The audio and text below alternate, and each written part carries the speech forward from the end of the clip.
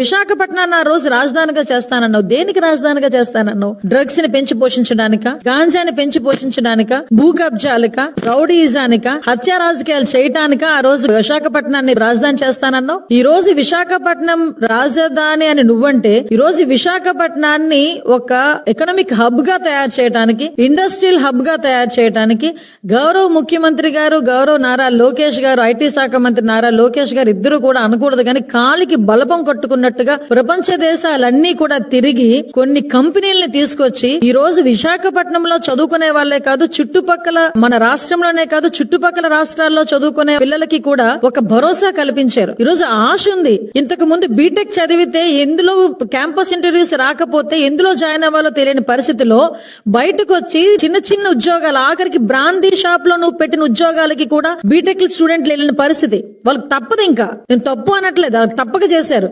కానీ ఈ రోజు మేము చదువుకున్న చదువుకి తగ్గ ఉద్యోగం వస్తుంది అని ఒక భరోసా ఉంది.